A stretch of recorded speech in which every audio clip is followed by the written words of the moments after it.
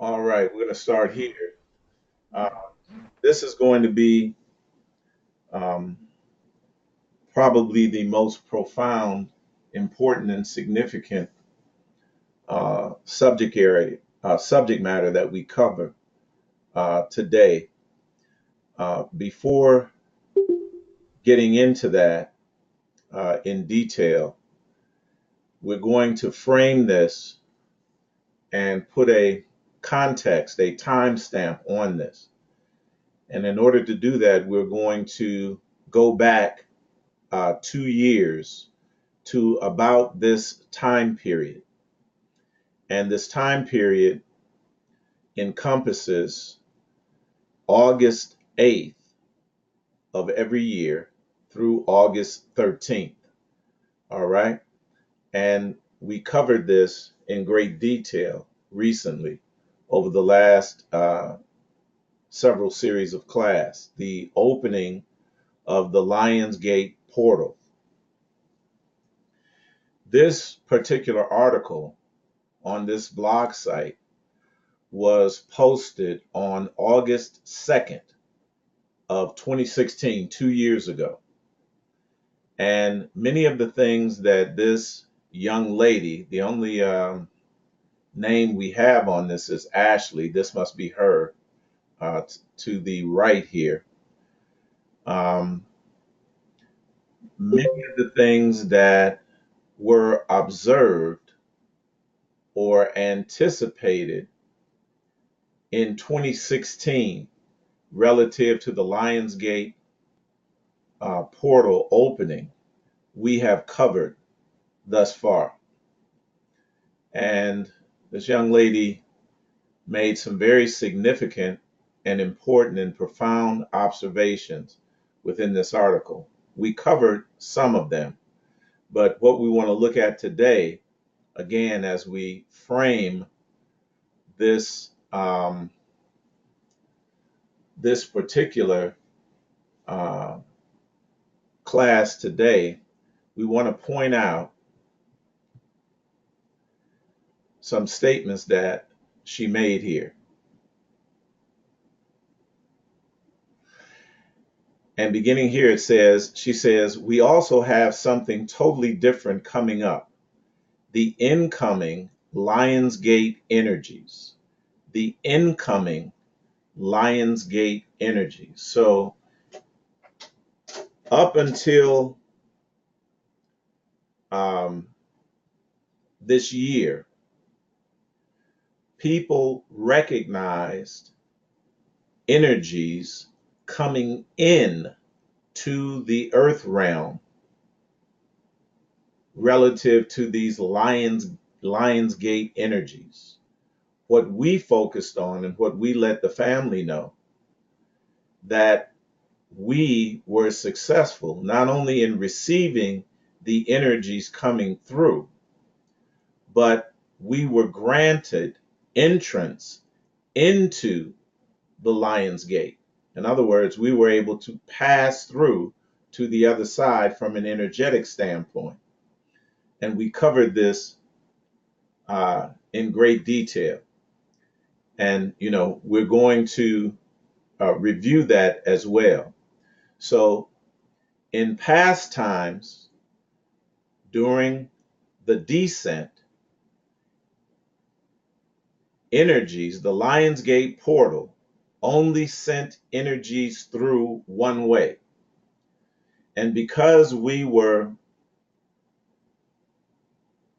trapped under the influence of low frequency, hierarchical field of dominance, because we were trapped in that, we were not allowed to exit through the Lion's Gate in terms of our consciousness, in terms of our uh, vital, energetic frequencies. We had not reached that point until this year. And again, we gave significant evidence of this. And each of us had our various testimonies relative to the changes that went on in life experience. And each of us had, uh, as a result of being able to comprehend this information that is coming through at this time, we have stabilized first and raised our frequency, our vibrational frequency, so that the ancestors said Cain. They said Cain, yes. They granted us permission to exit or to elevate or to ascend through the Lion's Gate as well. So she recognized, as well as many others, for centuries and millennia, while we were going through the proscribed fall or descent, that the energies only came through the Lion's Gate, and none were allowed to exit the Lion's Gate. Reading further, the Lion's Gate is something that happens every year, starting on the 26th of July through August 12th. Now, we recognized the full blood moon eclipse that occurred not on the 26th, but on the 27th. And we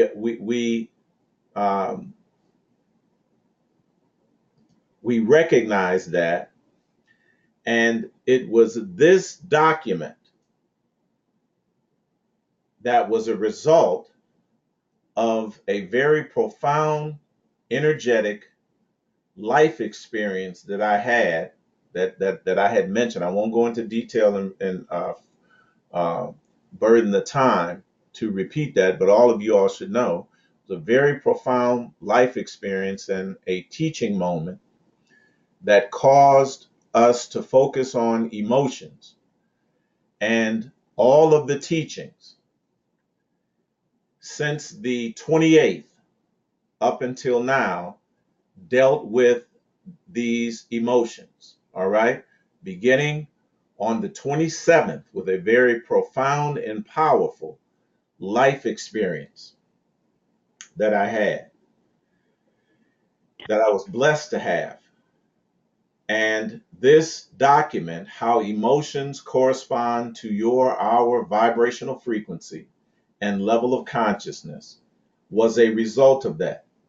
So we're circling back now to the 27th, this very profound period where the young lady said it started on July 26th and ended on August 12th. Our experience, family, that corresponds to this particular article of 2 years ago began on the 27th and ended yesterday on the 13th. And what is profound about this is that on August 9th, I took my sister-in-law and my younger brother to the airport. They had a vacation in Punta Cana in the Dominican Republic, and they returned yesterday on the 13th. Very significant, very significant. I won't get into the details, but very significant. Their flight was supposed to arrive at Hopkins Airport, and I was supposed to be picking them up at 9:41 p.m. on yesterday. But their flight was delayed out of Punta Cana, but they had a 2-hour layover in Chicago anyway. So instead of arriving at 9:41 p.m., they were to arrive there at 10 p.m., and I was to be there to pick them up. So I was on the road at about 9:30, headed west to Hopkins Airport from my house. We live on the southeast side of Cleveland, to pick them up by uh, 10 o'clock.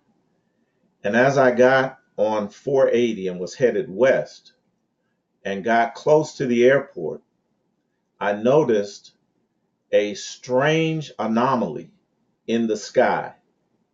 Now remember, this is the closeout of this period on the 13th of the opening of the Lionsgate portal. And I looked to the left and I didn't know what it was. It was looked like a streak of curved light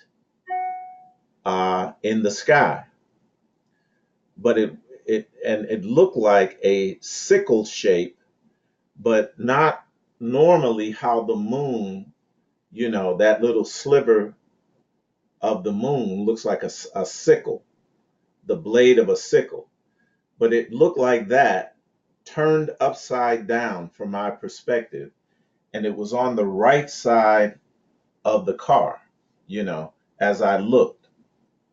As I drove further west, I'm looking at the traffic, but I want to keep my eye on this thing. I don't know what it is at first. It moved from the left side of the vehicle to the right side of the vehicle as I was driving. And it changed its shape as it did that. And it looked like a sickle with a star on the top of it at that point. And it changed its position to look like the moon. And I said, is that the moon? Is this eclipse? I still wasn't sure because I never seen the moon move like that. And then as I got closer to the airport, out by about West 130th, Tiedemann Road and West 130th, headed west, it moved right in front of the car and it looked like the moon at that point. A sickle shape, a very thin sickle shape. And it moved right parallel and right in front of the vehicle, my vehicle. And it looked like it was descending out of the sky as I got closer.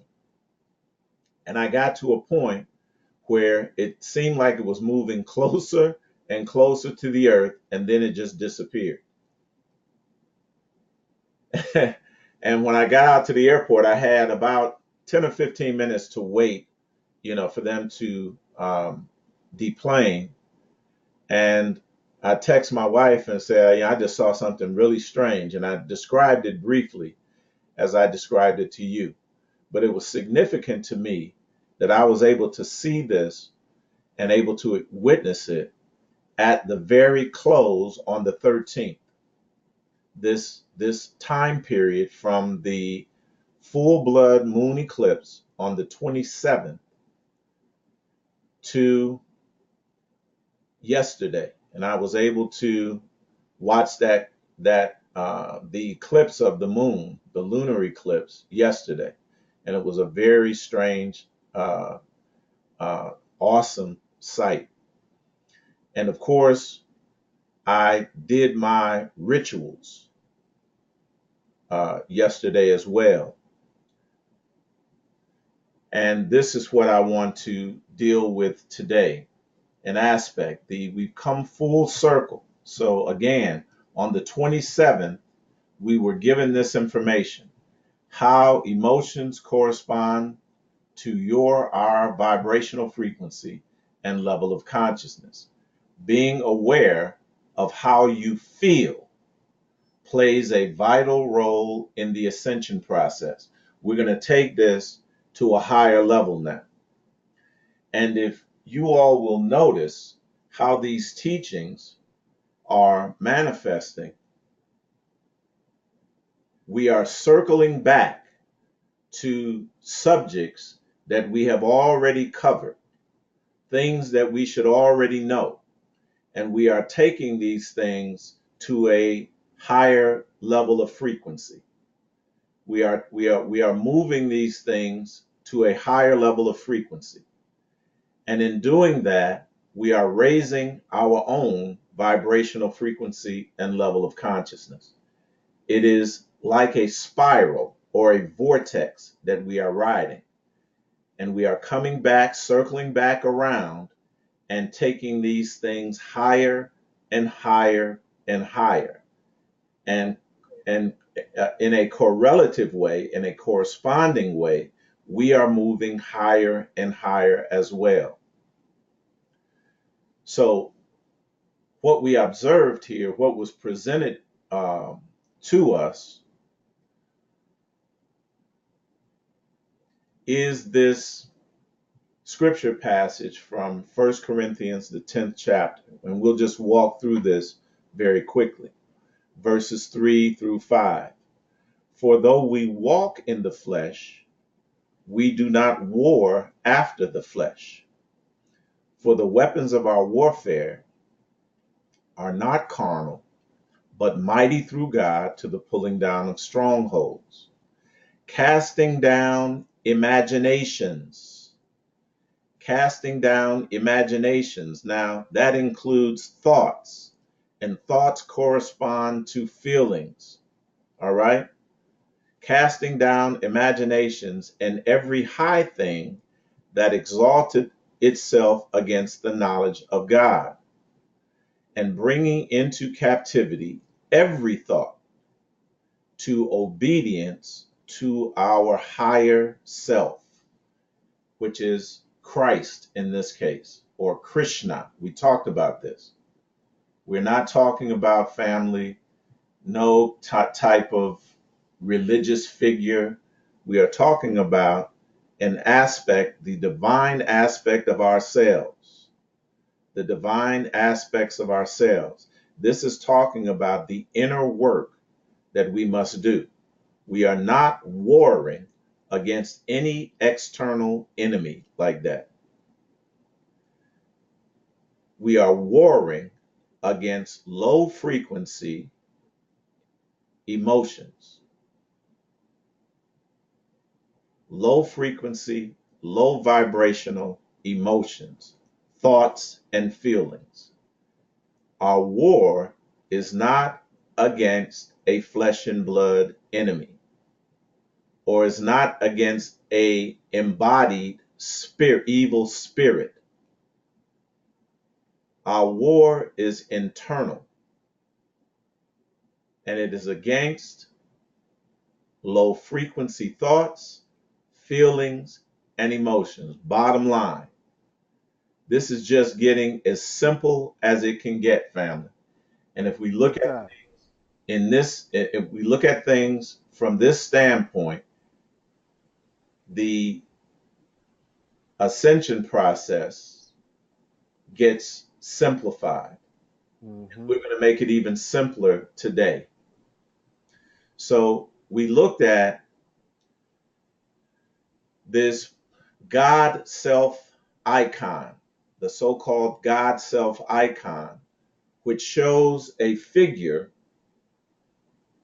standing, arms extended, with two animals, two zoomorphic beings in each hand. Scorpion, serpent, and it's a serpent in most cases, but this looks like a feline being, whether it's a leopard or a lion, it doesn't matter. In Peru, Andean sensibility stresses rather the synthetic joining or fusion. Write those two words down. Joining, if you're taking notes. Joining or fusion. Joining or fusion. Then right next to that, write in big letters SEX.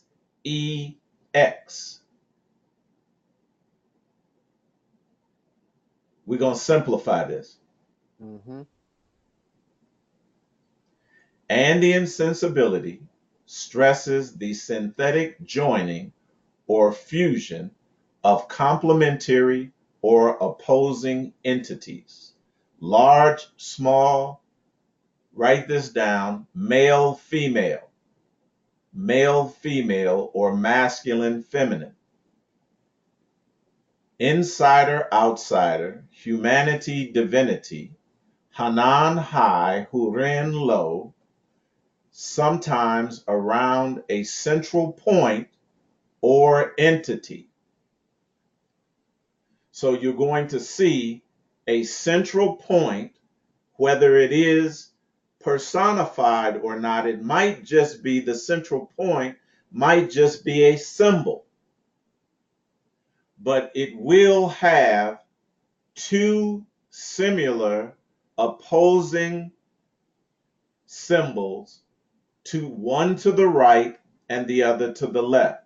We talked about this yesterday regarding the olive trees that were on two sides of the golden candlestick.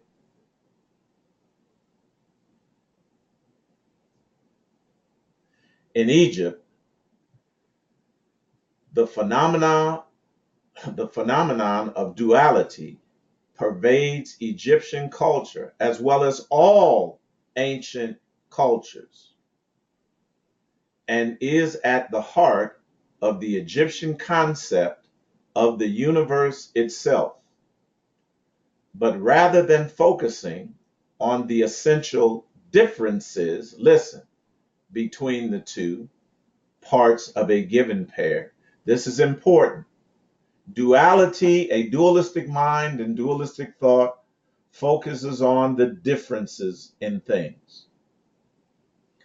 The holistic mind and holistic thought or holistic perception, holistic standpoint, holistic point of view stresses the complementary nature as a way of expressing the essential unity of existence through the alignment and harmonization of opposites.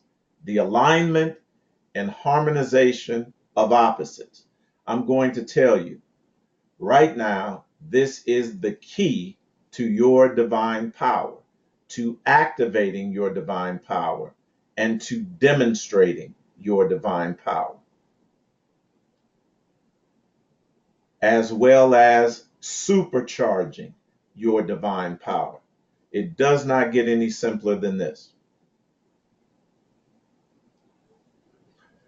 By extending both arms and hands outward from the body, the God Self icon conveys the concept of duality, an idea expressed by the twin objects depicted symmetrically in each hand, that is, twin serpents, twin staff, twin animals, etc. Standing between the representations of duality, the hero figure, that is you, we're heroes and sheroes.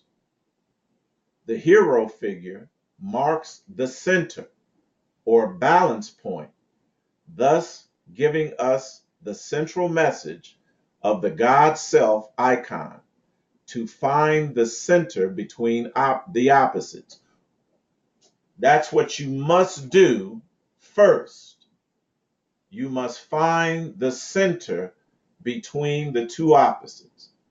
The only way that you can do that is to achieve a frequency level, a level of vibratory frequency, a level of consciousness that is at least stable at level 250, which is neutrality. Which is neutrality. I'm telling you, this is simple. Mm-hmm. The God Self icon has been preserved through the ages in occult tradition, which has also retained its balance of duality to find the center meaning. Now, this balance of duality to find the center is fundamental.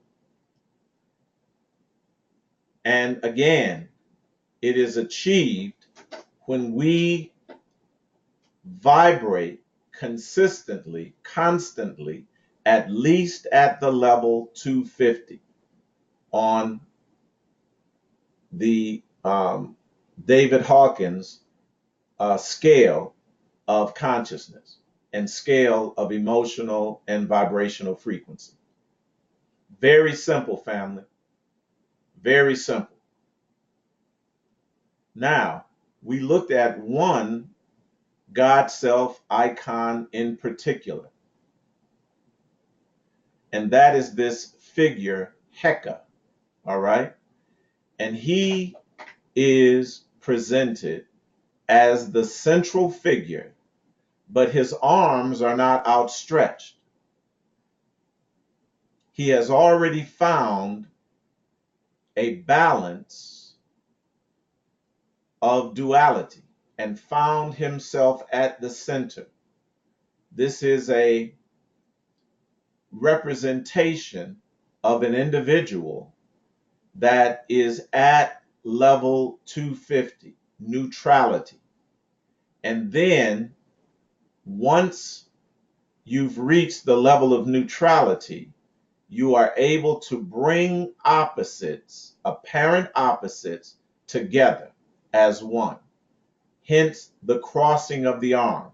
They're no longer outstretched, they are crossed, showing the union or the joining or the fusion of opposites.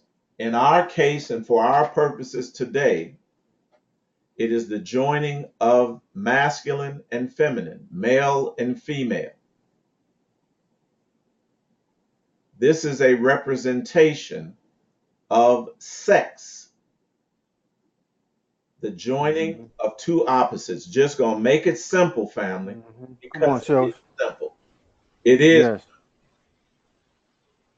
The problem is that social, cultural, religious Yes. engineering has messed us up regarding this very simple and basic thing.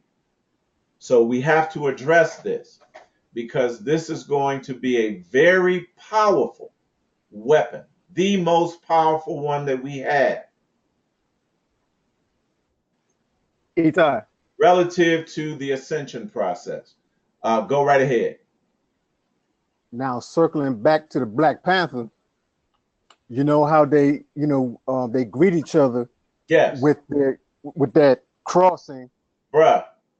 It was a central part to Yes. our cultures, to all of the Yes. cultures, the ancient cultures. Mm-hmm. But it's been cast aside. It is Yes. not part of any so-called spiritual or mainline spiritual or religious system. King. It has been closeted away. Mm-hmm. It has been cast aside. It is not what we talk about. It is not conversation for polite society. Yes. That's rubbish. It's garbage. Mm-hmm. And it is a direct result of our declination, our disintegration, our proscribed descent and inversion.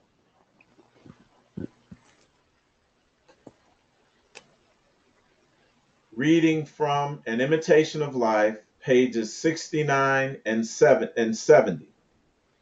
Once you become conscious, listen, that is, you've reached level 250 and you've stabilized your vibrational frequency right there, neutrality. Once you become conscious, you thus continue to develop your consciousness to the highest level possible.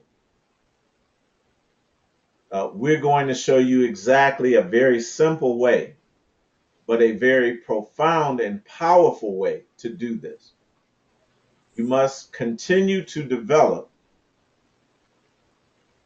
your consciousness to the highest level possible.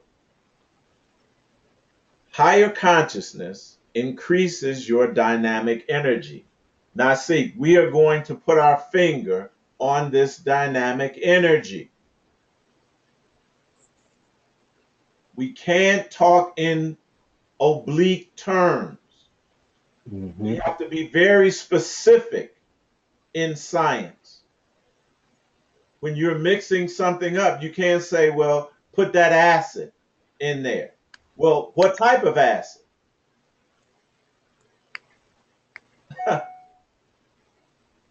What type of chemical?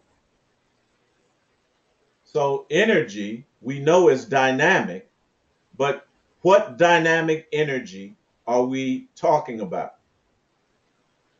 Higher consciousness increases your dynamic energy and becomes the source of sustained higher development. What is this source? What is this dynamic energy? It's the question that we're going to answer specifically today.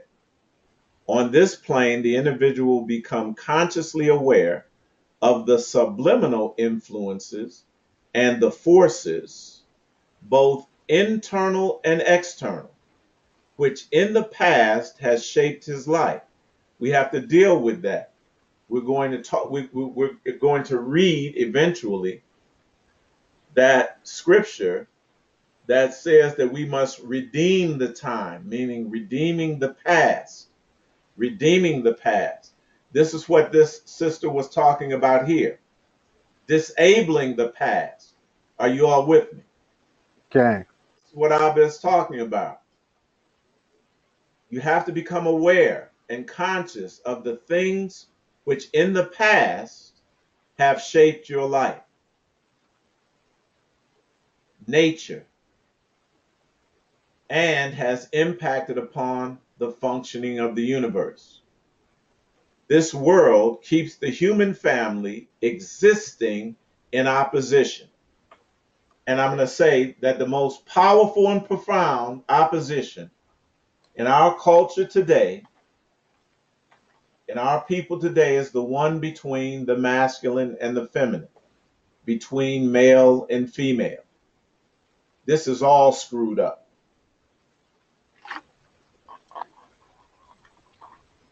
And for a reason. And for a reason. You remember the Willie Lynch letter. Yes. The male and the female were put in dynamic, energetic opposition. We got to straighten this out.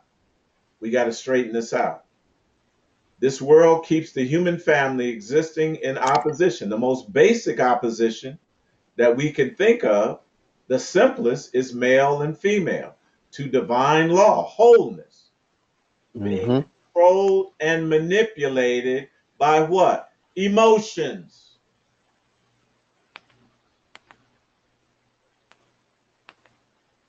We got to deal with these things.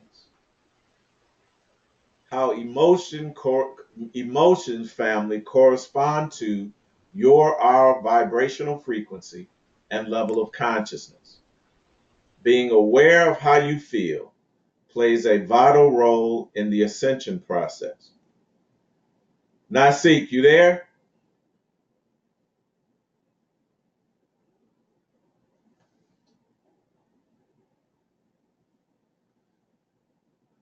Well, this goes to something that Nasik shared with us yesterday, and that the ancestors put on view for me in a very profound way yesterday after class. And it has led to this particular class. You there, Nasi?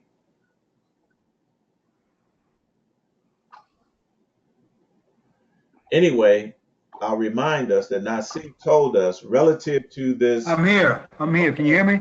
Yes, I want to emphasize this social engineering aspect of this, Nasi, because we just read the excerpt from An Imitation of Life, what Ben Ami had about that. And this corresponds to what Ben Ami stated about that. I'm sorry.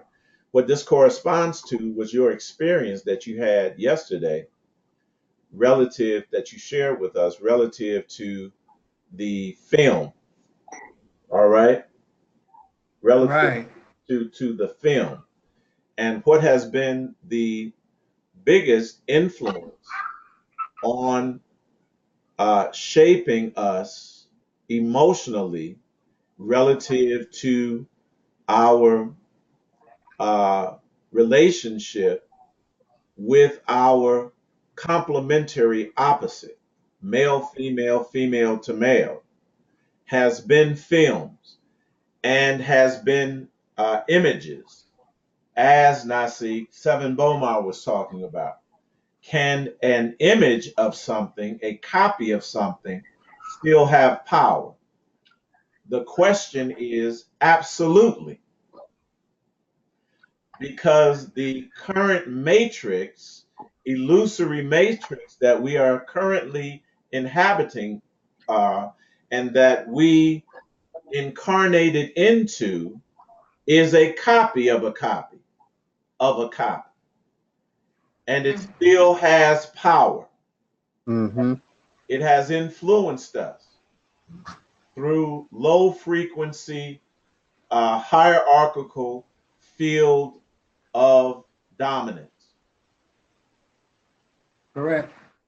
So when you take these images that are a copy of something, listen, family, and you cause that image to move, you cause that image to, and you add sound and light and color, as in a motion picture or film, Nasik, it's very powerful.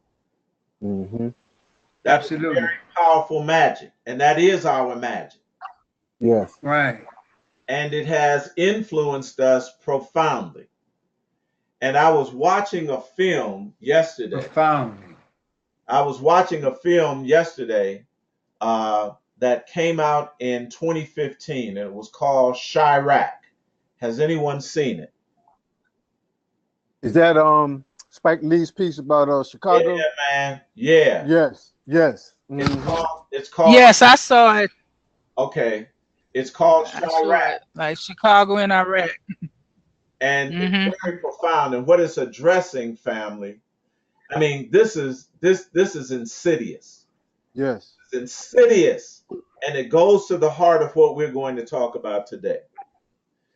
And it is addressing, Nasik, this film Chirac. The two main characters, or actually four main characters, are two rival gang members. Mm-hmm. One part of the purple gang and the other part of the orange gang. Their colors are purple and orange. And Nick Cannon plays Yes. the leader of the purple gang, and Wesley Snipes plays Cyclops, the leader of the orange gang. And they both have women, their main women that they're Mm-hmm. dealing with. And a young girl gets killed in the crossfire of the rival gangs. They're beefing, and a young girl gets killed. And this, uh, it ignites the community. It incites the community to take action. And these women, watch how insidious this is. And it's going to get to the heart of what we're talking about. The women now of each rival gang, they get together and they hearken back to um, a Greek allegory, a Greek tale. And I can't remember what the name is, it's not important. But they hearken back to a Greek tale where the men were at war and the women withheld sex from them. Yes. Yes. This was Game the shows. theme of Chirac. So Mm-hmm. all of the women of the rival gang, they form the nucleus of this. So they're not going to engage in sex with their men until the men come together and solve Yes. this problem of violence in Mm-hmm. Chicago. So uh, they get together and it starts a movement of women throughout all Chicago and then Mm-hmm. throughout all the world that are not going to join together and fuse Yes. with their complementary half. That is Mm-hmm. diabolical. Yes. It's insidious. Yes. And this Mm-hmm. is another example of how the, these moving images, these images have power to influence us. And I was sitting there thinking, I didn't even watch it all the way through. And I was sitting there thinking, I'm like, man, I know that some of the actors Right. on that, even some of the actors on that set say, man, we are doing something that is really important and significant that's going to bring our people together.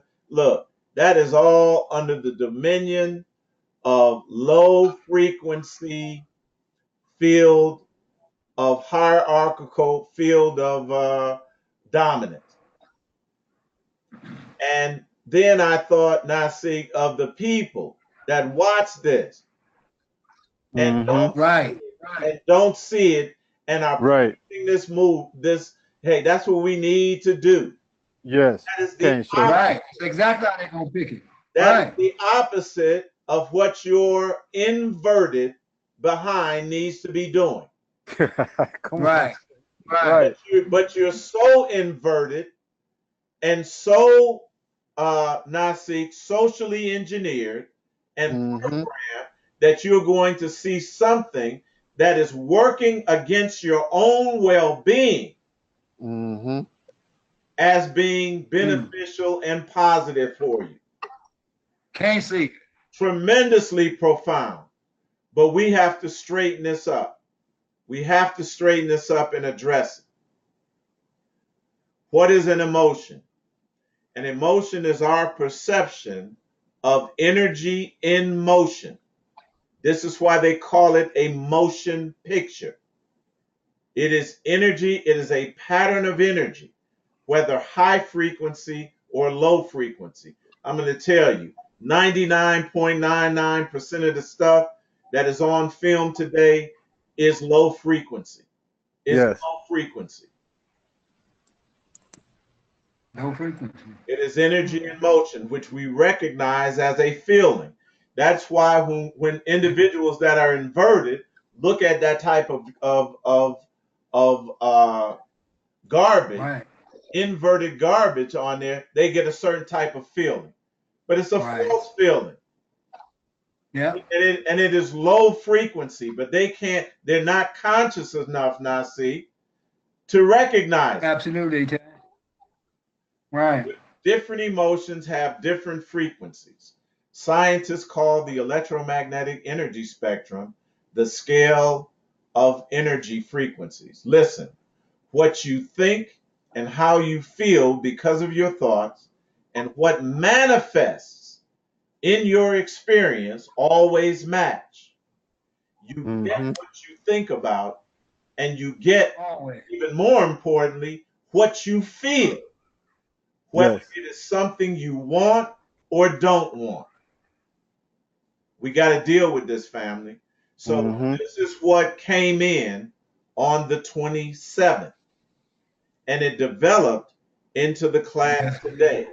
So we're circling back around to this, family, and we're going to raise our consciousness level.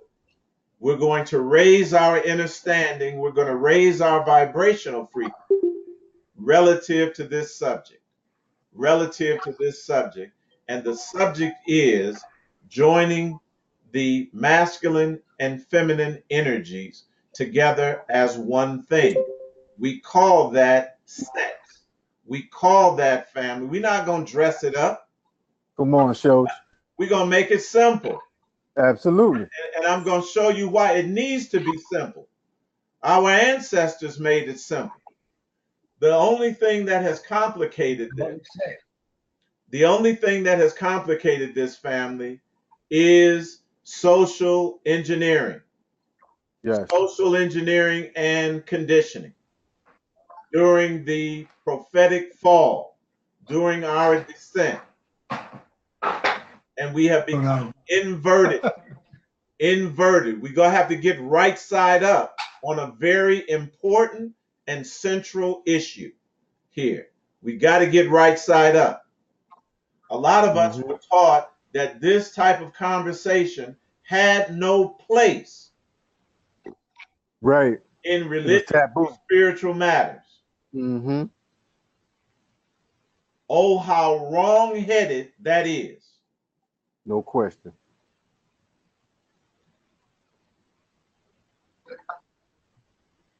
That's inverted dualistic thinking. And we have to address it and do away with it immediately.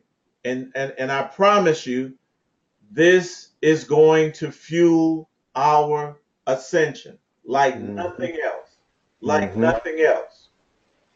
Why do you think that they would take it away from you and make it a Mm. taboo subject? If it wasn't Mm. important, it would still Yes. be central.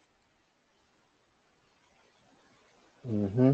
Why you think Spike Lee is coming out with something that has in its central theme the woman withholding sex from the man? Mm. Come on now. Mm-hmm. Mm-hmm.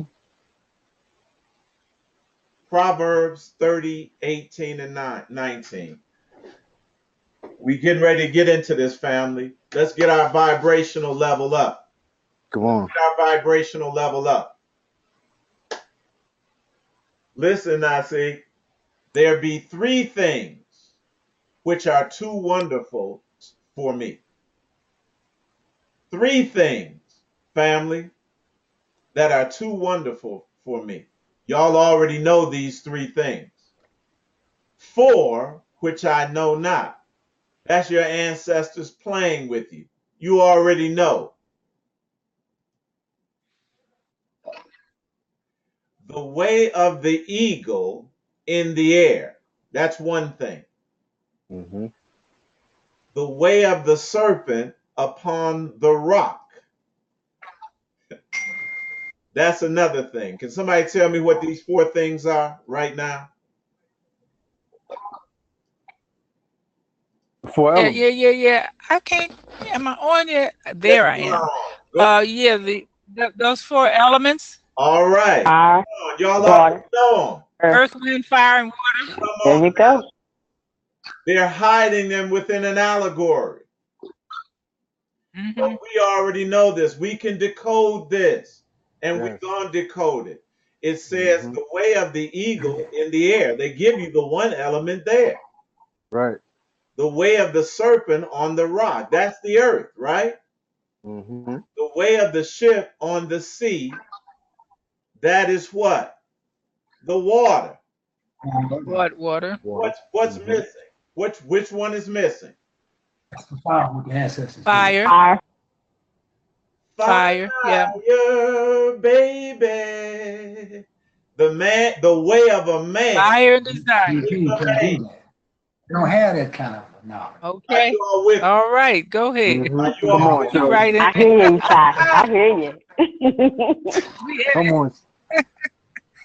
Very basic. Very basic. Yes. That is so the elementary, so dynamic, clear. that is the dynamic energy that Abba was referring to.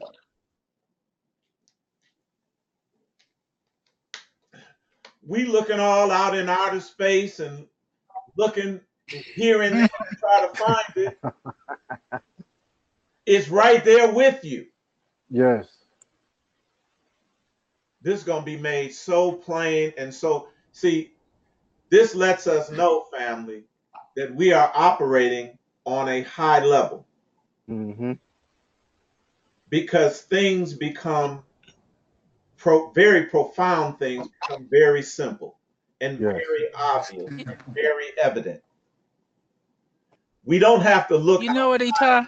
we don't have to look outside of ourselves for answers, family, for anything. Know thyself. Mm-hmm. Go ahead, Mr. Rao.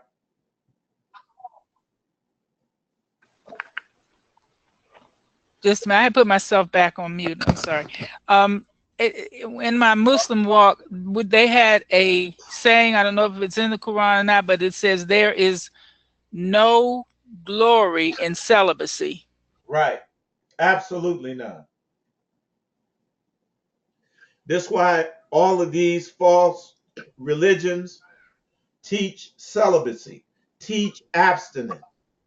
They have nuns Mm, and priests that swear a vow of celibacy. They ain't got no power, no fire, and therefore no ability to create or produce anything.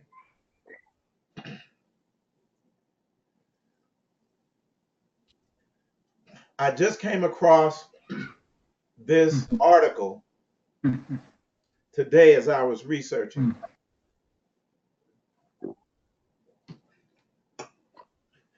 Mapping emotions on the body.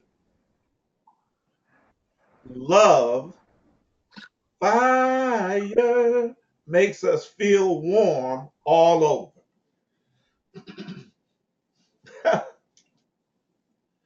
Come on now. People drew maps of body locations where they feel basic emotions,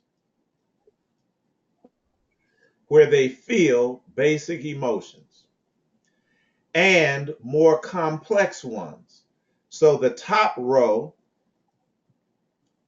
are basic emotions, and this is highly dualistic. I'll point out right away. But this is the way that they have to look at things now, see? An emotion is an emotion. But okay, they break it down into basic emotions and more complex emotions. Top row and bottom row. Hot colors show regions that people say are stimulated during emotion. Cool colors indicate deactivated areas. So let's take a look. You see anger, you see anxiety, anger rather. It fuels or the fire is ignited in the torso region and the arms and the hands and the head. Fear, part of the head and the stomach and the central chest region and a little bit of the hands. Disgust, almost the same area, but more so in the stomach or gut region. Happiness puts your whole body on fire. I want us to point that out and to notice that and to write down happiness. All right? Now look at neutral. At neutral, no fire is ignited. This is important because we have to reach that level of neutrality, family, in order to work with these energies in a very basic way, in a very fundamental way. We have to be neutral. We have to be neutral to work these energies. Now, look at love. It incorporates everything, but including the hips and the upper legs. All right. So love and happiness. What did Al Green sing about? Love and happiness. These Love are and our happiness. love and happiness something that can make. makes you. Come on now. These are our prophets. They're Yes, our prophets. yes. Mm, Close your eyes and imagine the last time you fell in love. A powerful technique, family. This is how we fuel and control our emotions through imagination. Through Mm-hmm. imagination. Remember, Sophia became Gaia, and her daughter was Zoe. That meant imagination. That is the original organic earth and life experience. Mm-hmm. Imagination is right there. Sophia is wisdom.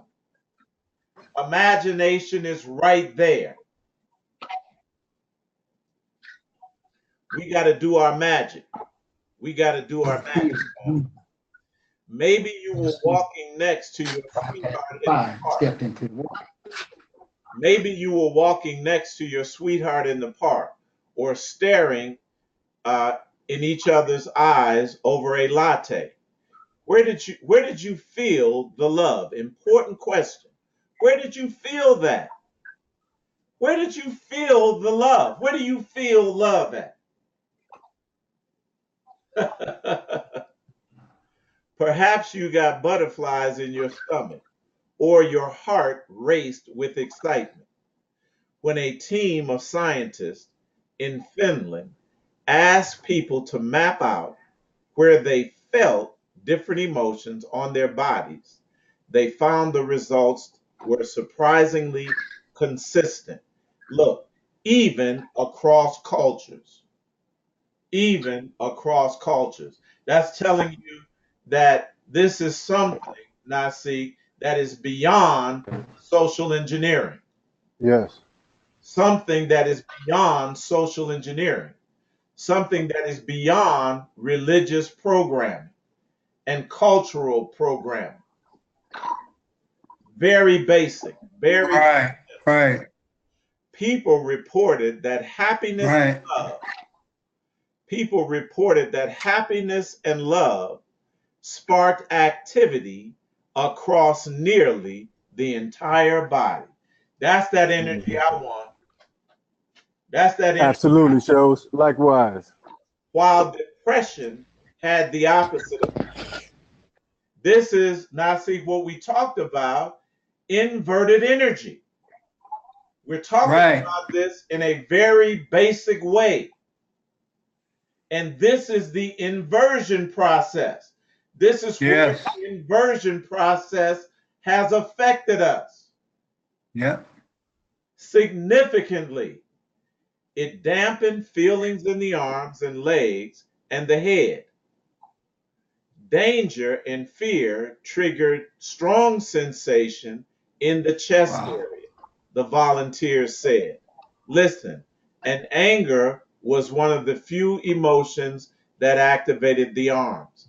Now we're going to notice too that love and happiness activate the arms as well. Write down arms and hands, family. Mm. Write down arms and hands. Write down arms and hands. Man, our ancestors were awesome. And the science is awesome. Y'all gonna see it. The science hope that these body emotions one day help psychologists diagnose and treat mood disorders. I got one song that incorporates all that, and that's called Sexual Healing. Yes. And one of our great prophets sung that for us harmonically. Mm-hmm. And we thought, oh my goodness, sexual Right. healing. Yes. Sexual healing. What You, is he talking Mm-hmm. about? What is he talking you, about?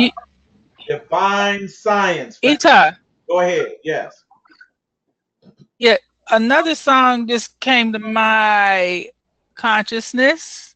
Uh-huh. You know what I almost said. Is it Peebo Bryson and Stephanie Mills? Yes. Feel the Fire? Feel the fire. Mm-hmm. Reach out and touch me. I want to feel the fire. Look, we've been given all of the stuff that we need. And those things, Mr. Rob, they are internalized within, Yes. within all of us.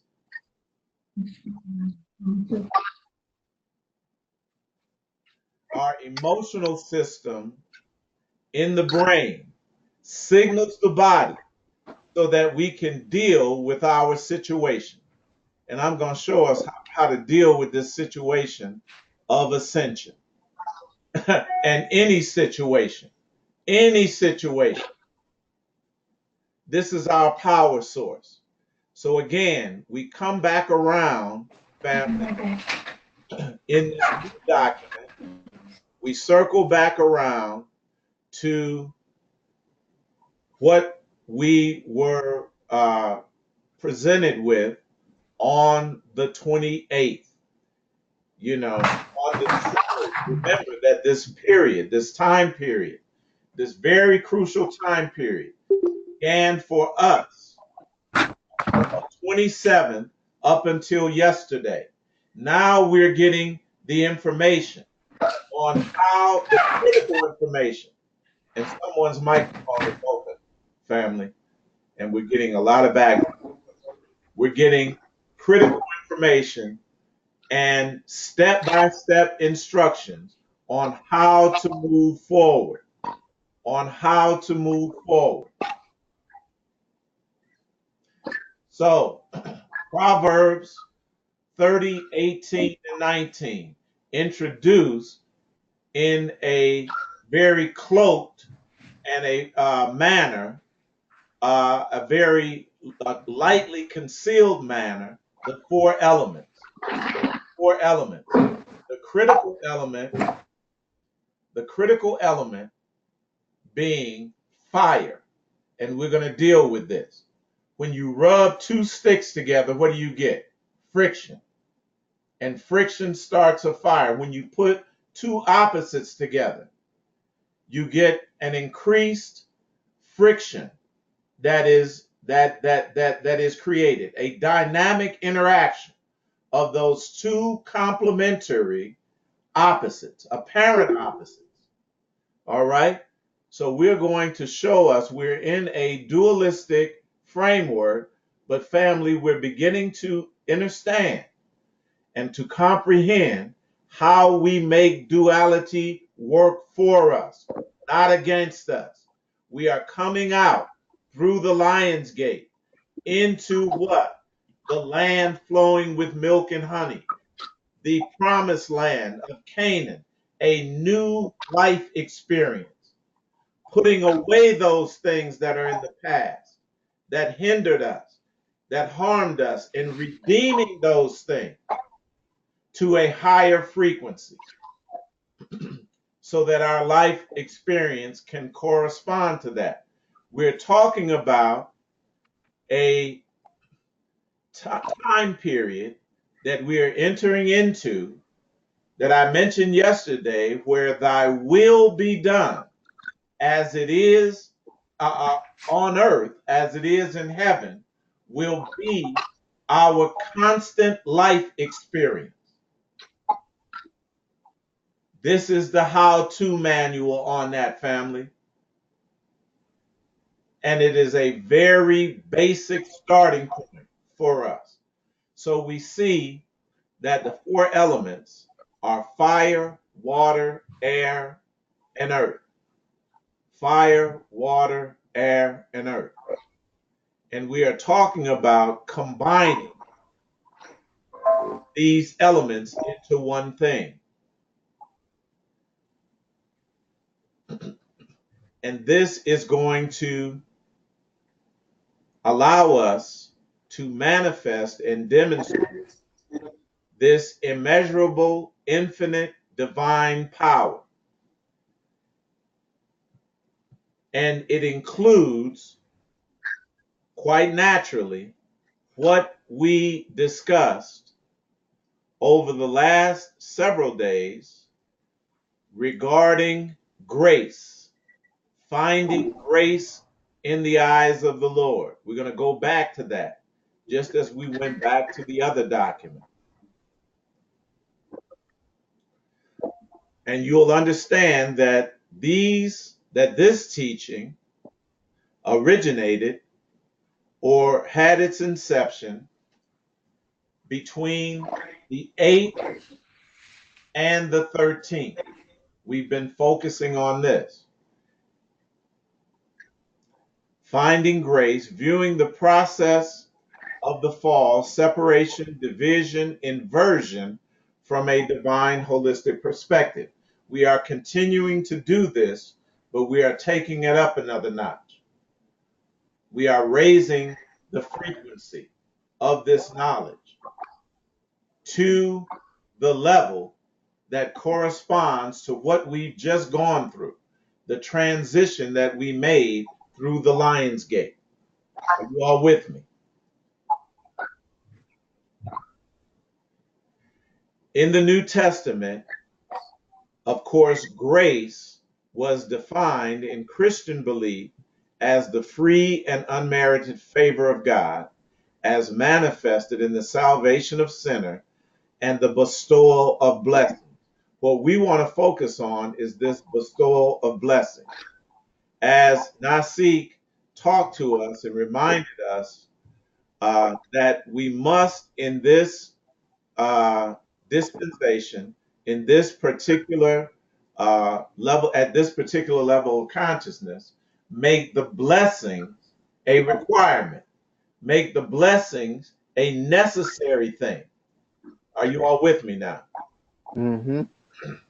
And in doing that, we're going to simply follow the etymological and phonetic um, similarities, not differences, but similarities of this word grace. This is why they gave it to me, and I saw a vision of that word grace, GRACE, in 3 to 4 foot letters when I woke up the other day. And we began to unpack this concept, the concept of grace. So we're going to follow it etymologically and phonetically. And that is going to give us a message, and it's going to allow us to circle back to the how-to method. It's going to lead right into that. So in Greek, the word grace, that is translated grace, that is G 5485, if you're taking notes for your own research, it is the word charis. Charis. All right? Follow me now. Charis. And it means divine influence upon the heart and its reflection in the life. Divine influence upon the heart. Many of you said that you had experiences, very profound experiences, during this period of adjustment that involved the heart chakra, that involved that energy center. Look, you're going to use that energy center to reflect certain things, your will and intent in your life experience. Does it make sense? Absolutely. All right. Now, we covered this yesterday, but we're going to take this to a higher level today.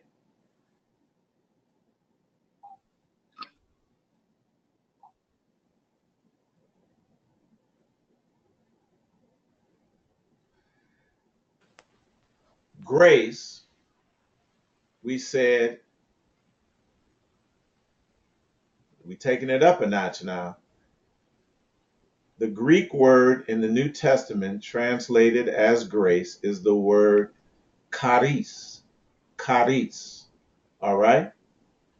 It is phonetically related to the English word caress.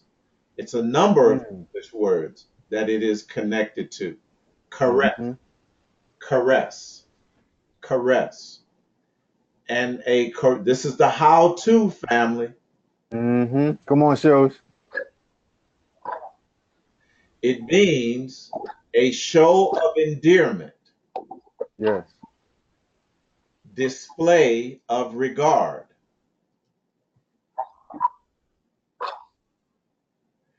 And it is from the Proto-Indo, the PIE root, ka, ka. It means to like or to desire. Also meaning an affectionate stroke. An affectionate stroke. Someone has their mic open, please. If you could mute your mic, we're getting a lot of background noise. It means an affectionate stroke. All right? That is the noun. The verb, caress, means to bestow caresses upon. To bestow caresses or blessings upon. Mm-hmm. We getting ready to get real with this. Y'all don't even know what a blessing is. We've been so dumbed down Yes. that we don't know what to bless somebody means. Mm-hmm. It means in a very basic way to stroke or to pat affectionately. Very powerful, family. Yes. It means to treat with fondness or kindness. Mm-hmm. To cherish. Yes. Now that is the next word that karesh or karis is phonetically and etymologically connected to the word cherish. We're going to look at the verb first. Follow me now. It means to hold as dear or to treat with tenderness and affection. Mm-hmm. Very powerful. Mm-hmm. Most of the psychological and emotional problems, especially that our people suffer from, is from the fact that they were not cherished as a Yes. child. Yes. That their mothers and fathers didn't hug them, Mm-hmm. not pat them affectionately. Because these things communicate and Dang. transfer energy, family, Yes. so powerfully. Mm-hmm. It is just basic.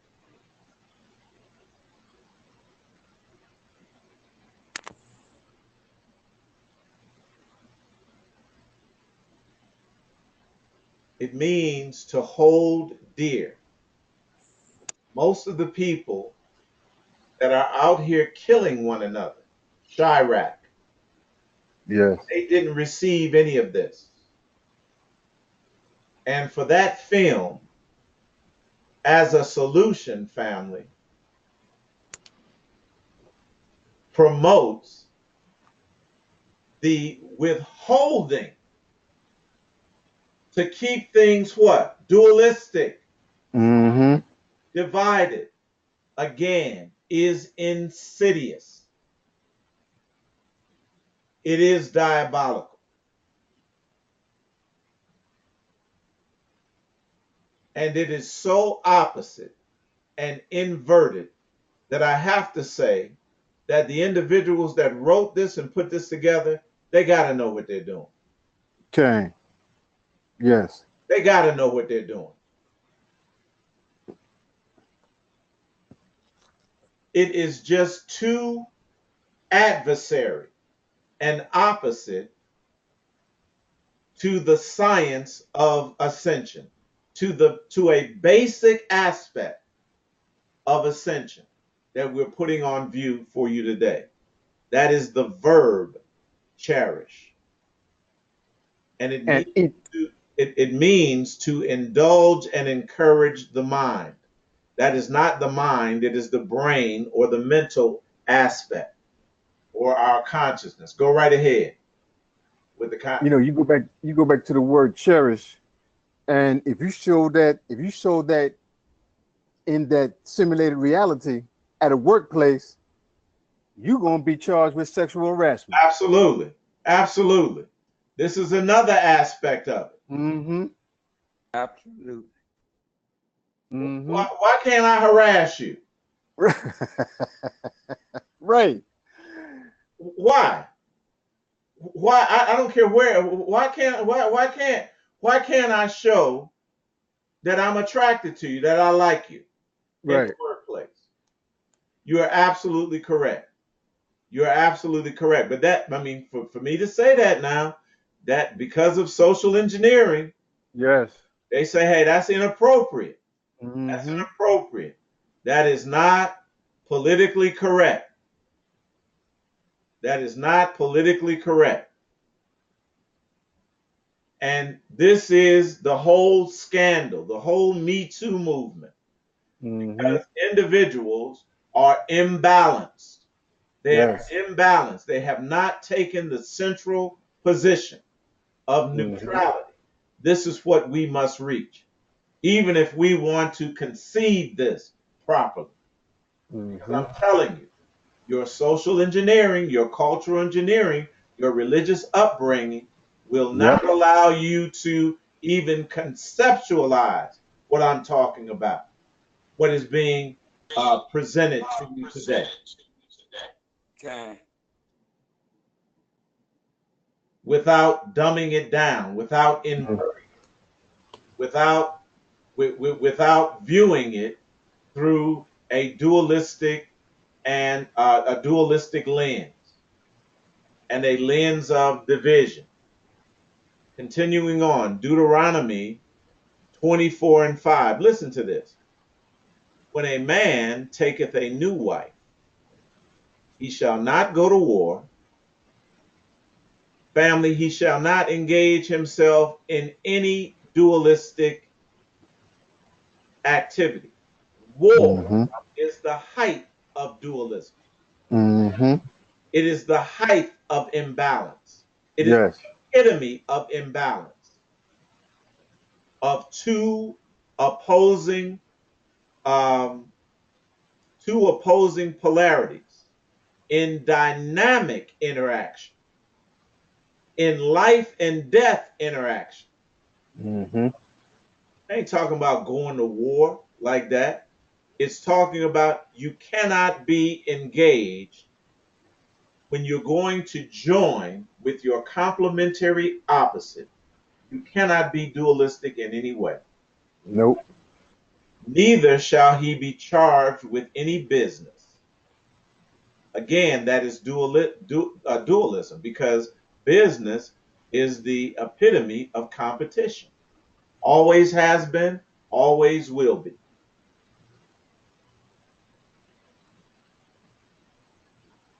But he shall be free,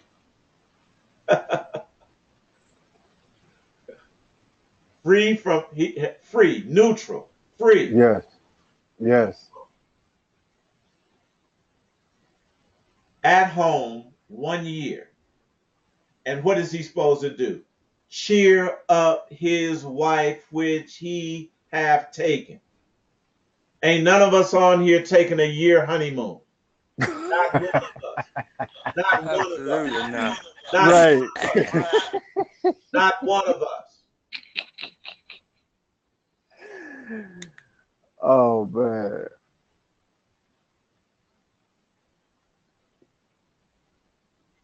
Not too late. You can start it. We got to come. I hear you, Yes. but we got to come free. We got to come out this dualistic Okay. matrix. We got to come out this dualistic matrix. Mm-hmm. And the influence that all the past social engineering, cultural Eitai. engineering, religious programming has had on us. Go right ahead now, see.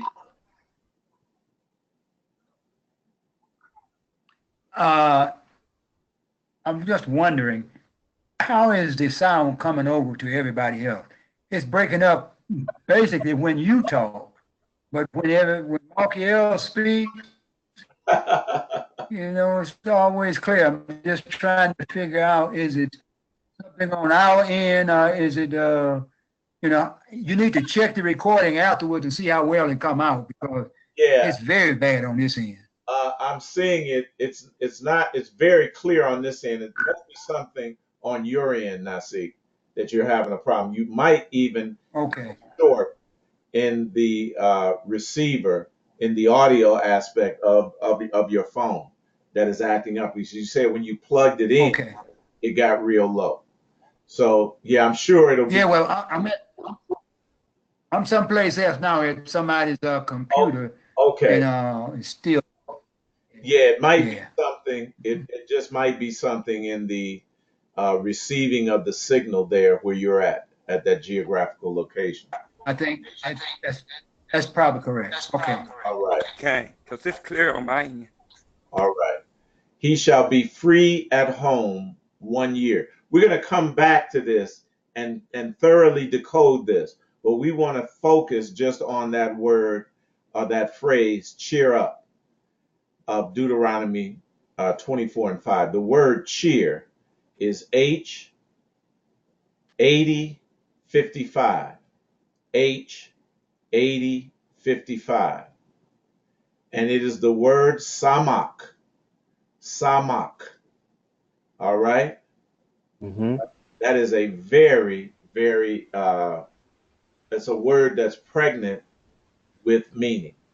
And we know sisters called Samakia, right? Everybody Mm-hmm. knows a sister named Samakia, Okay. Okay, or a brother called Samakiel, Mm-hmm. all right? And this word is related to the word Samek, which is the corresponds. Well, we'll get into that later. We'll get into the Hebrew. We'll break that down later on another day. But it's a very significant word, very significant word, and it means to rejoice, to be glad, or to cause to rejoice. This what what we want to cause to be glad, or to glad, Mm-hmm. to make glad, to make glad. This is the relationship that we should enjoy with our complementary opposite at all times. Not just a once in a while thing. It should be the energetic pattern of life in the promised land of Canaan. In other Mm-hmm. words, living life at a constant high frequency level Yes. under the high frequency field of dominance. The high frequency field of dominance. Samak is a primitive root and it means to brighten up. Stoke Mm-hmm. that fire. Stoke that fire. Yes. Mm-hmm. At all times. And when it becomes a lifestyle and not just something that you do on Friday or Saturday night during Come on, shows. Yes. chill, but a constant expression of a high level, high frequency consciousness. We're going to show you how to start that fire and how to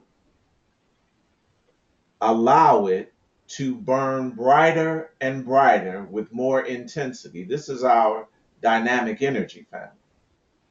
And you're going to understand that whether you interact with a woman or a man or not is immaterial. Mm-hmm. higher level because your imagination can take you there. Yes. Imagination can take you there. But this is on another level. We're just on a basic level now. But I'm letting you know that at a certain point, again, once we start to vibrate at this frequency constantly on a stable level, then you can incorporate your imagination even further, where the presence of a man or a woman, while you know, is that that is recommended, but it's not necessary. All right, Mm-hmm. I don't want Mm-hmm. minds to go there right away. Mm-hmm. You feel what I'm saying? This is a Yes. Eitai. much higher concept Hmm. than that. Go right Yes. ahead. Go right ahead. Oh, you remember the dream a couple of weeks ago? I think I told you about. Absolutely. This is directly connected to that. Mm-hmm. This is directly Wow. connected. Yeah. Mm-hmm. Oh, am I traveling too fast? All right. Now you have the right speed. Now You let traveling at the right time. My imagination. this All is right. but let me take you back. Let me take you back to something because this is I mean you hit on something that's very profound. When we look at this character that we're going to begin to focus on, and we're yeah we are jumping ahead a little bit, but you are right there. You are right there. Y'all remember this character here, um, Heka. Heka, right? Mm-hmm. Now Heka is a child. All right, Heka is a child. Let me show you how powerful a child's imagination and how appropriate it is to bring the child into this. Brothers, and this is the imagination aspect of this, which is so profound that I'm going to enter it into it briefly here. Every brother is on here has had something that's called a wet dream, Yep. and Absolutely. you ain't never touched a woman. This shows how powerful Yes. your Yes. imagination is. Yes. Powerful Can show. your imagination is. Mm-hmm. You all hear me? So it doesn't Can. necessarily. I'm just. Mr. Wright reminded me. It does not necessarily. See, these are subjects we don't talk about, and Right. that are inappropriate. But this is getting to the energetic nature of who you are, just from a Mm-hmm. basic energetic standpoint. Mm-hmm. Can. So why shouldn't we be talking about this? And we must become masters at our own self, over our own temple, priests over our own temple, Yes. Absolutely. kings and queens over our own Yes. castle and kingdom. Yes. Come on, shows. We got it flipped. The man talking about I'm the king of my castle, and meaning that in this hierarchical low frequency arrangement that he calls all the shots in the in the household. Come on, you got to get off of that. Master your own temple first.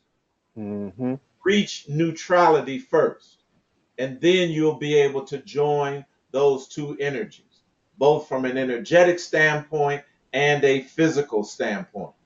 Yes. We have not known what we were doing.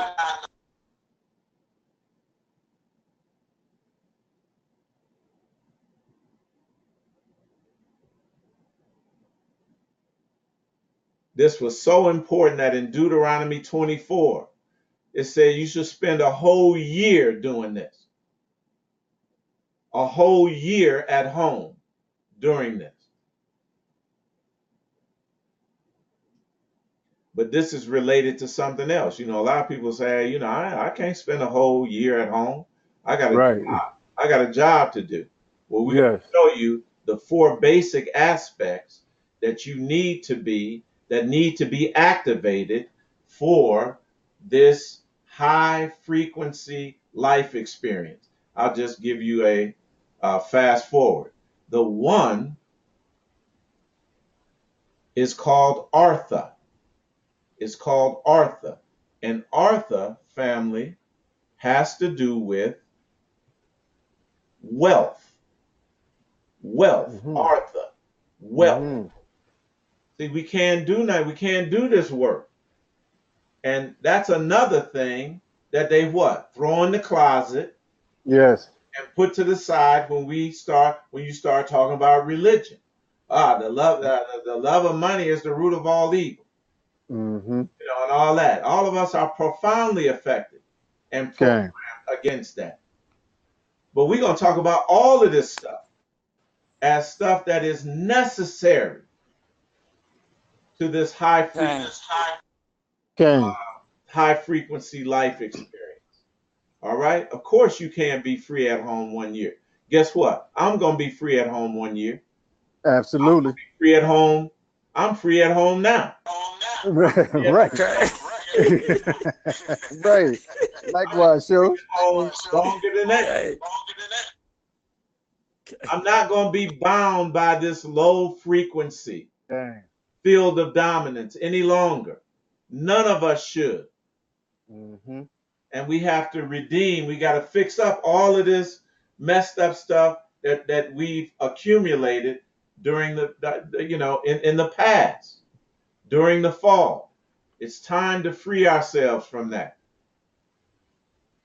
And the top aspect is moksha here, which is liberty, freedom, liberation, freedom. That's right at the top.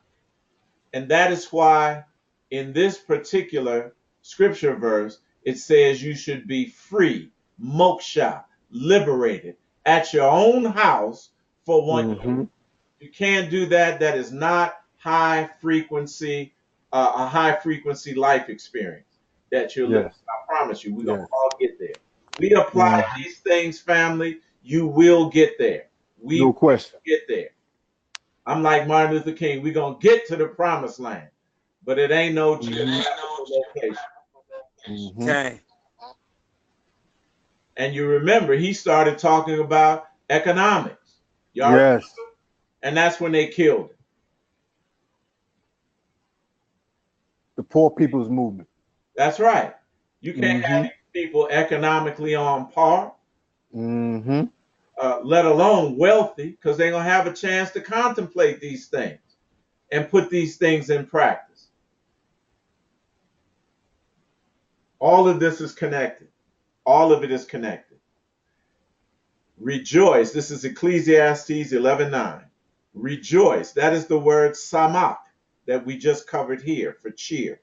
Be cheerful, rejoice, O young man, in thy youth, and let thy heart cheer thee. See, it keeps talking about young man in thy youth. That's what it's reminding us, and you'll see, of Hekah, the little boy, the youth. Yes. All right? And even this, when a man hath taken a new wife, this is a man, in childbearing years. But it all applies, family. It all Mm-hmm. applies. O young man, that is Hekah, the youth, in thy youth, and let thy heart cheer thee in the days of thy youth, and walk in the ways of thine heart, and in the sight of thine eyes. But know thou that for all these things God will bring thee into judgment. Now, we look at that judgment as negative. And Right. it was negative, family. It was negative during the time of the descent, during the time of the inversion. But now that we have moved through the lion's gate, Mm-hmm. elevated, we have ascended through the lion's gate, it is another high frequency field. It is the high frequency field of dominance that we are under now. and that judgment is going to be positive. It is going to be, the judgment is going to be yea and amen in everything Yes. by us, Yes. not by no God that is external to us.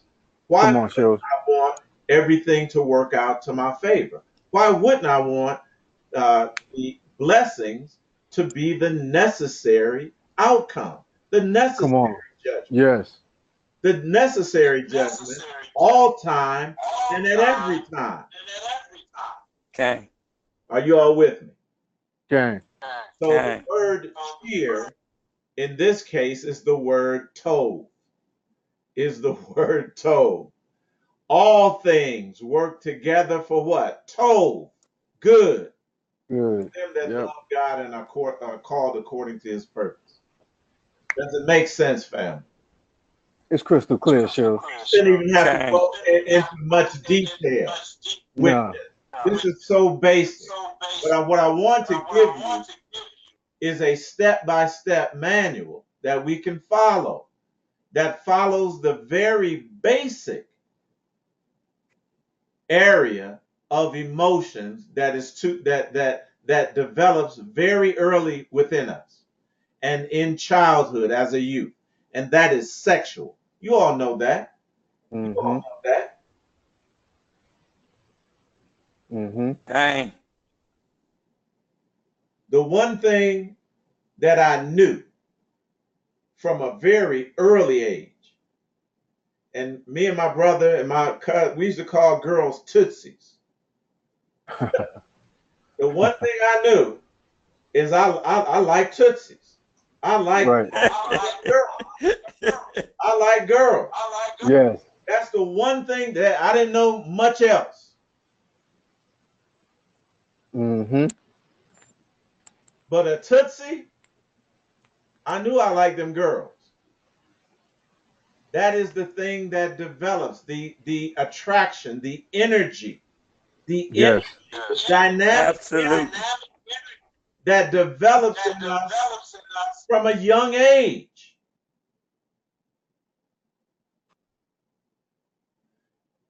I remember I was in kindergarten. And in kindergarten, you had to line up boys in one line, girls in another line. Mm-hmm.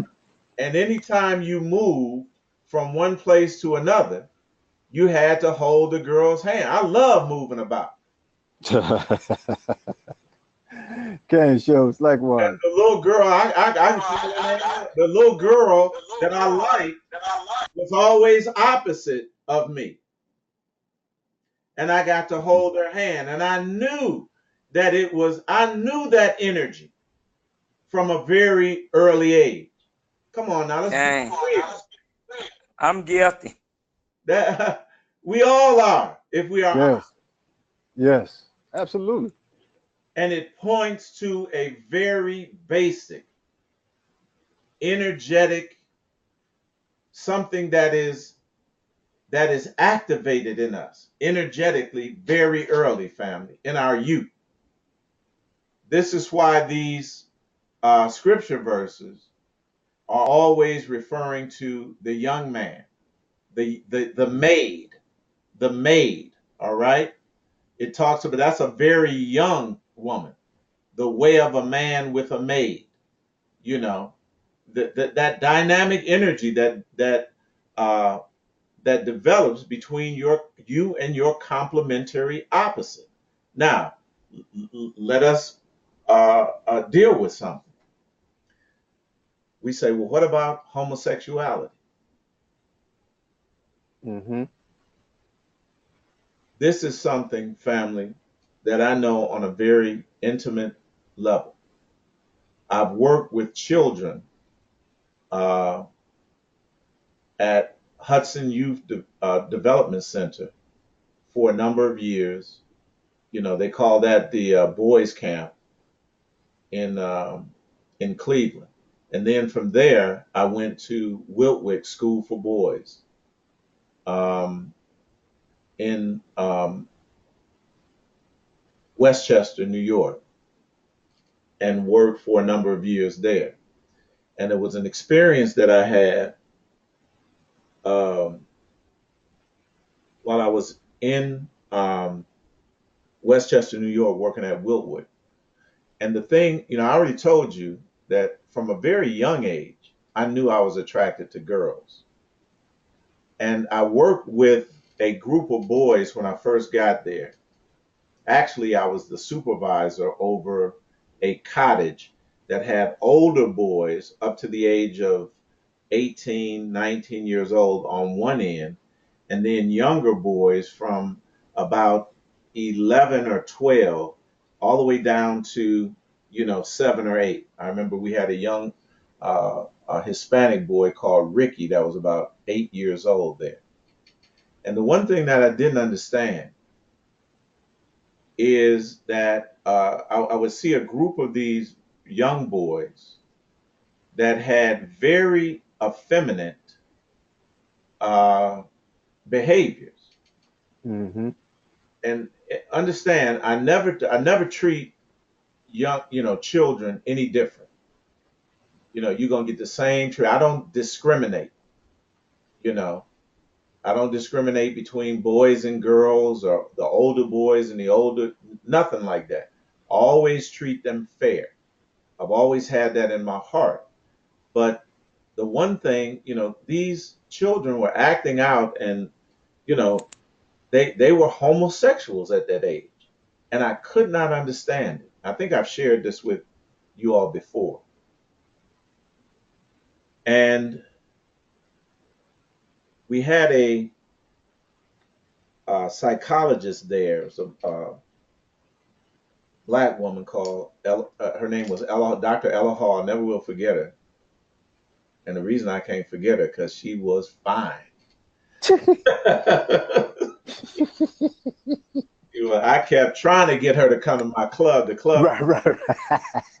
I'm talking about Dr. Ella Hall was fine. But I remember I had to deal with an incident.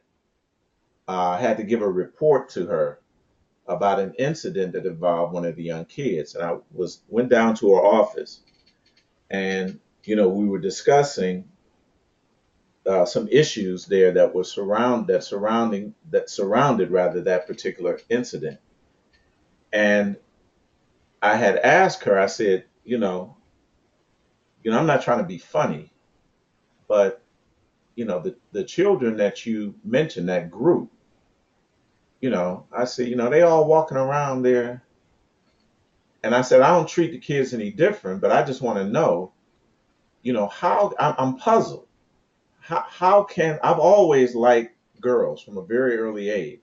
How does that develop? I just wanted to know a psychological, if she had any insight on that, Mm-hmm. because that really puzzled me, you know.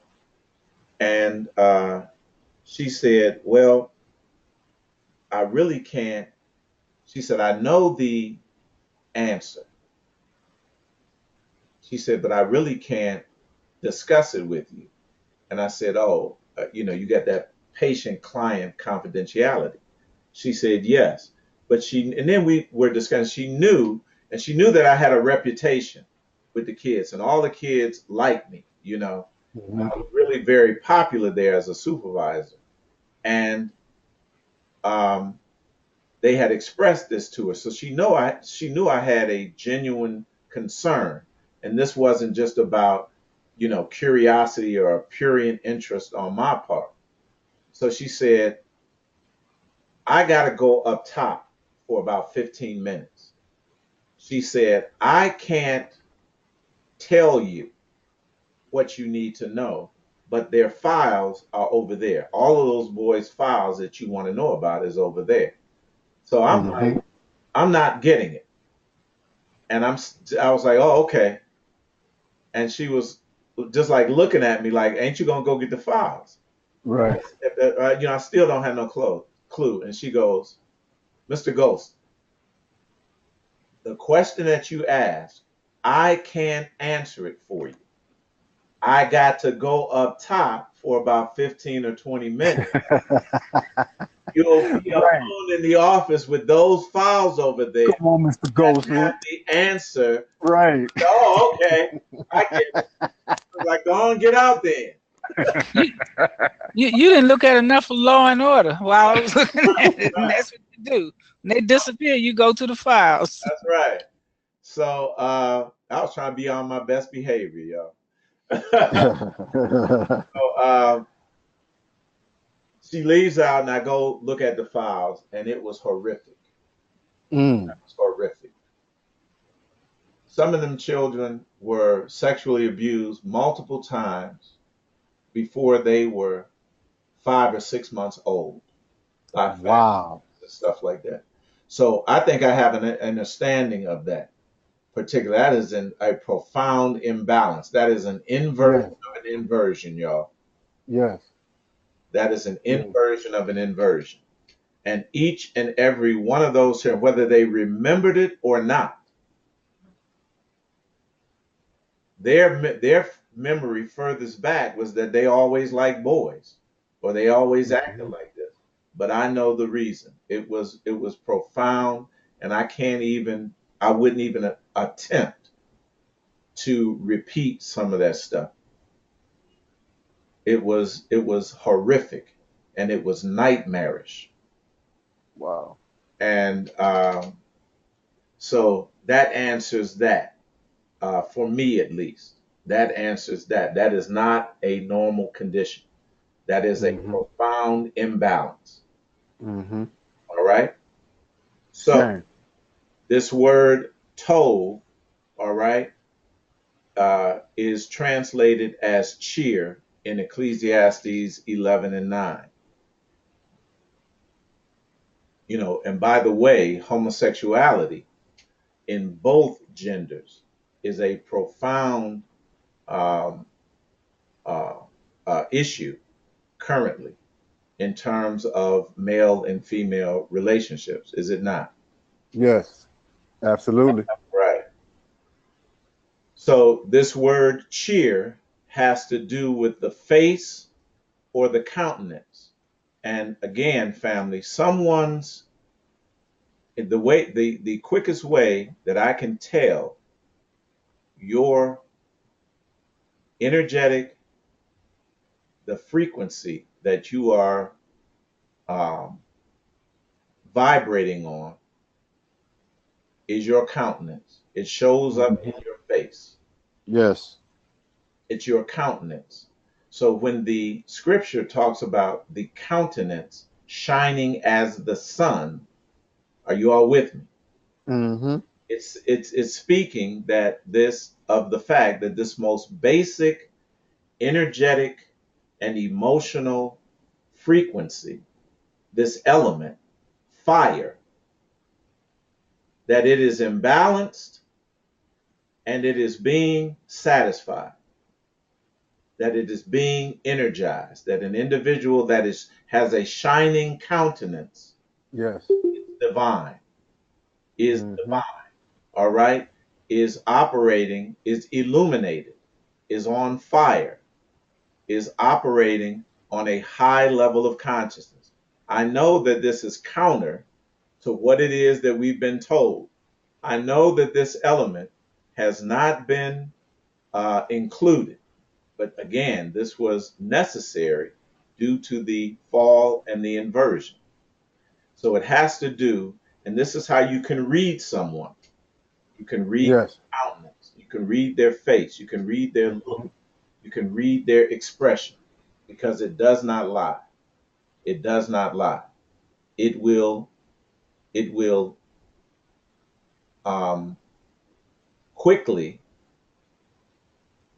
relate and translate their mental state, the state of their feelings, their spirit, their mood, and their humor. Are you all with me? Okay. Here's the inversion. By the late 14th century, the meaning had extended metaphorically to state or temper of mind as indicated by expression. This could be in a good or bad sense. So, this is where this inversion began to take place. So cheer is a state of gladness or joy. And all we have to do is look on the scale, the consciousness scale, and see where joy ranks at. Where joy ranks at. That is a high level vibratory frequency. Anybody can get me that on David Hawkins' scale? Let me see. I think we have it included in this document. Hold on. We can look. Yes. Joy, love, and joy. This is where we're headed, family. Mm-hmm. 500, 500, and 540. 500 and 540. And we'll go back again, just like we looked at neutrality, willingness, and acceptance, and read those. We're going to look at love and joy and read those in the book Power versus Force. This is an indispensable guide for us, family. An indispensable guide. We all right? Absolutely, shows. All right. We're getting ready to close. Okay. All right. We're getting ready to close here. And we'll pick this up tomorrow. But let us close. And probably the next day. The meaning of cheer, that which makes cheerful or promotes or produces good spirits or high spirits or high frequency vibration, is also from the late 14th century, meaning a shout of encouragement is recorded in 1720. Perhaps nautical slang, compare earlier verbal sense, to encourage by words or deeds. To encourage by words or deeds. And this is indeed powerful as well. But we don't want to get away from the caress, the hands and arms being energized, all right? Mm-hmm. That is very basic. The antique English greeting, what cheer, was picked up by Algonquin Indians of southern New England. These are our ancestors, our recent ancestors, from the Puritans, and spread in Indian languages as far as Canada. You know why they picked it up? Because they recognized it as something that was internal knowledge, that is related to what it is that we are talking about here. All right. So that is cheer as a noun. I got it. Reversed here. So the verb, again, late 14th century, to humor, and most importantly, to dispel despondency. To dispel despondency. That is inverting lower frequency negative energy, family. The 14th century also to entertain with food or drink. Very important as well. Yes. Have y'all heard of comfort food? Yes. Have y'all Mm-hmm. heard of comfort food? Have y'all ever ate something that gave you that warm feeling of contentment? Mm-hmm. Mm-hmm. Okay. Drink too. Major drink too. Absolutely. Okay. So, one of the root word that is associated with all of these terms is the word ka, right here, meaning to like or desire. This is the first thing, family, that develops in young men and young women, especially those that have not been traumatized to the degree that I just name. But even in the inversion, there still is this attraction. Are you all with me? Okay. Yes. Still is this early like or desire that develops. And it is the word ka. It is expressed in the word ka. This is very important. And it's going to bring us to the close.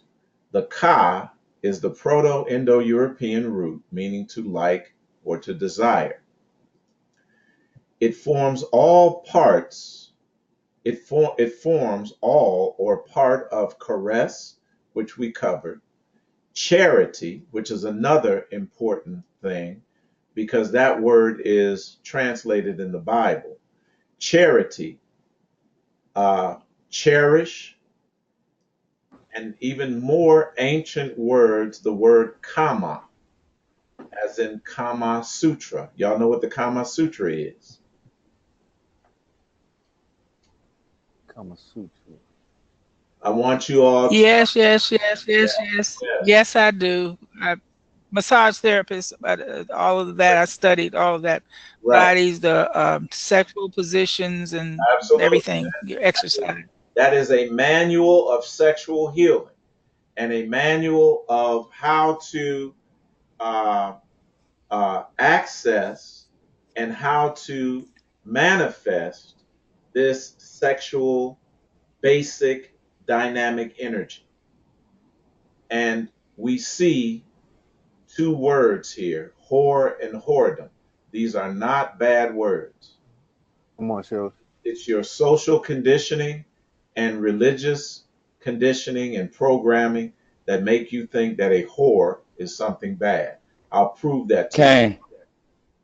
To make you think. Now, I'm not talking about in the modern connotation, dualistic uh, age. I'm talking about from a very basic understanding. This word whore referred to the divine feminine. Referred to Mm-hmm. the divine feminine. Once we do the etymology and the breakdown of this, I'll show you that. That is not a negative term. It is not a negative term, nor is it a negative designation. It is the hypothetical source of evidence, or its evidence for its existence is provided by the Sanskrit word kama, kama or kama, the name of the Hindu god of love.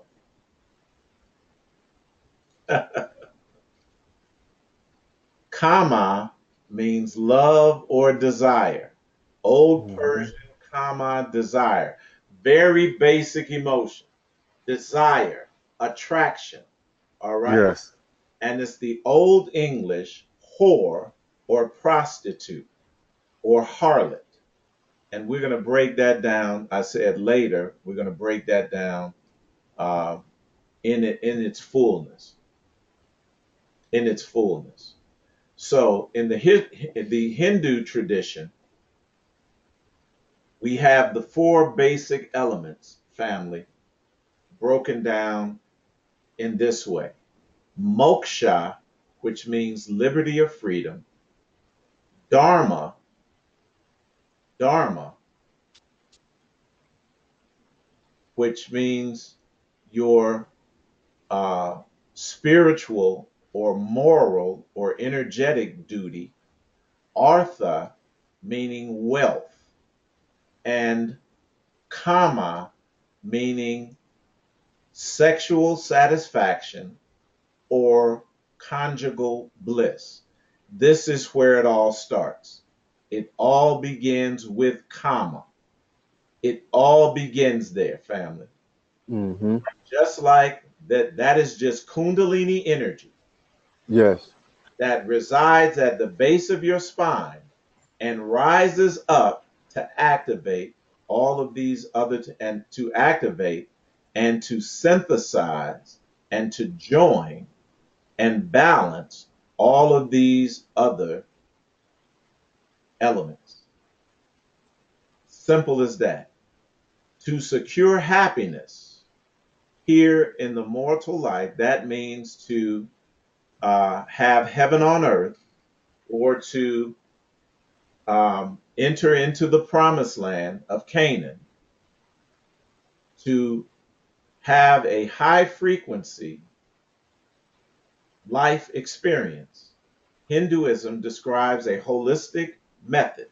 It is holistic. It is holistic, not dualistic, family. Mm-hmm. Holistic, Mm-hmm. which takes into consideration what? Both the material and spiritual needs of human beings. Both of them. Both of them. We've had a profoundly dualistic approach to this, where we deny the physical, the sexual, Right. basic needs. We consider those as what? Evil, Mm-hmm.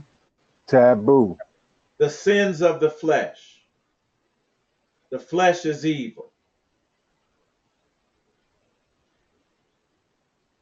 And we've ignored those things. And it has put us in a tremendously inverted and imbalanced and unbalanced position.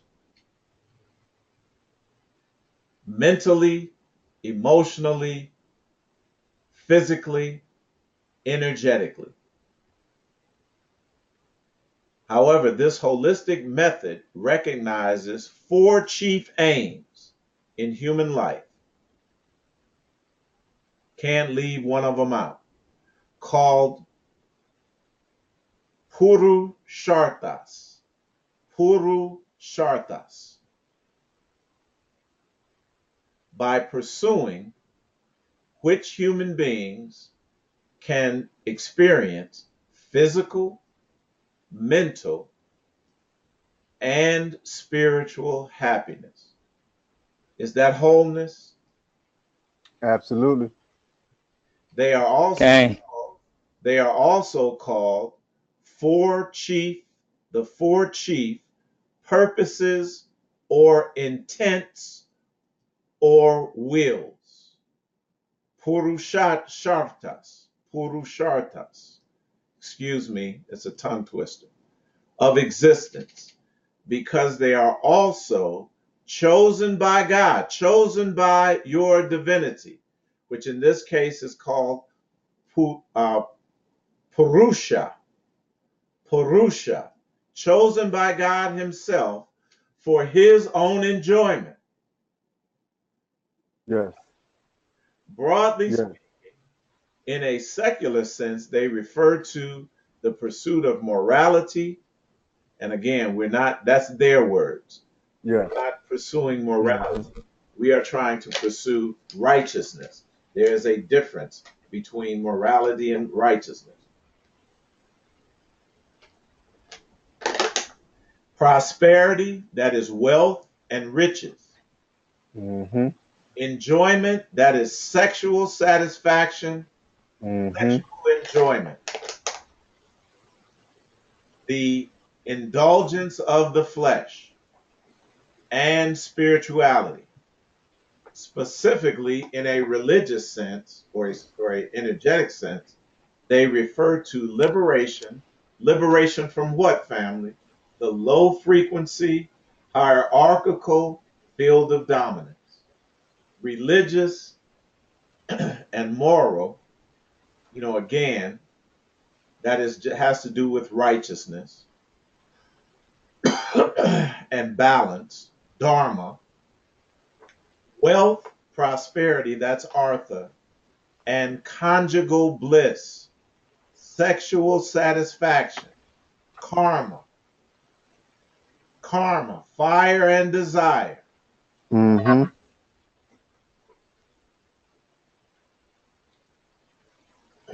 Let us examine how they contribute to our happiness.